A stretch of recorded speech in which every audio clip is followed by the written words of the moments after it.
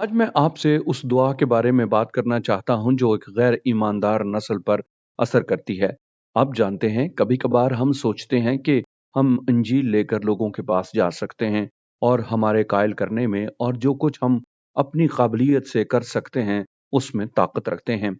लेकिन दर हकीकत दुआ हमारे पास वो हथियार है जिसके साथ हम उस नस्ल तक पहुंच सकते हैं जो ईमान नहीं रखती, क्योंकि तब खुदा बड़े और कुदरत वाले काम करेगा। मुझे इथोपिया जाना और वहां इथोपिया में अदीस अबाबा के नेशनल स्टेडियम में मनादी करना याद है। ये एक हैरत अंगेज वाकया था जो तब हुआ जब मैं वहां गया। जब हम वहां गए तो वहां आजादी थी जो अभी अभी उस मुल्क को मिली थी। स्टेडियम लोगों से भरा हुआ था, लेकिन वहां मैंने कुछ देखा जिसने गहरे तौर पर मेरे दिल को छू लिया। मैंने 200 आदमियों को दुआ करते देखा और वो एक छोटे कमरे में दुआ कर रहे होते। वो 30 मिनट दुआ करते, वो चले जाते और एक और 200 अंदर आ जाते। यूं वहां 800 आदमी थे जिन्होंने दुआ की। और मैं आपको बताता हूं, जब मैंने मनादी की वहां हजारों लोग थे जिन्होंने अपना रद्द अमल जाहिर किया, अपना दिल मसीह को दिया।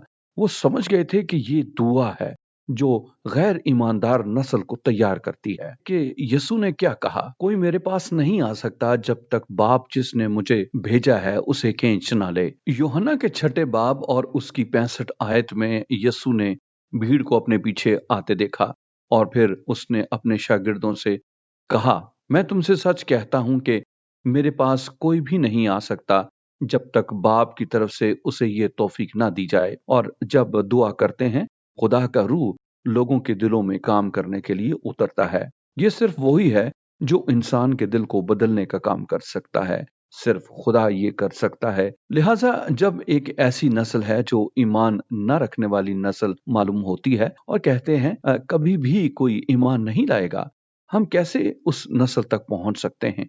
अच्छा, मैं आपको बताता हूं। ये खुदा की कुवत है जिससे हम कुछ कर सकते हैं। हम उस तख्त के सामने जाते हैं और उसे तलाश करते हैं और वो लोगों को यीशु मसीह के पास खींचने के लिए अपने रूह को भेजता है। यही था जो यीशु कह रहा था और यही था जो यीशु मसीह अपने शागिर्दों को सिखाने की कोशिश कर रहा था कि जरूर है कि खुदा का काम खुदा की कुवत से किया जाए। लिहाजा आज अपनी जात पर, अपनी काबिलियत पर, अपनी शख्सियत पर, अपने कायल करने पर तकिया ना करें, बल्कि आप रूह कुद्स पर इन्हिसार करें। आप खुदा के पास जाएं और कहें, खुदावंद तू काम कर और इस नस्ल के लोगों के दिलों को तैयार कर, और आप देखेंगे वो ऐसा करेगा।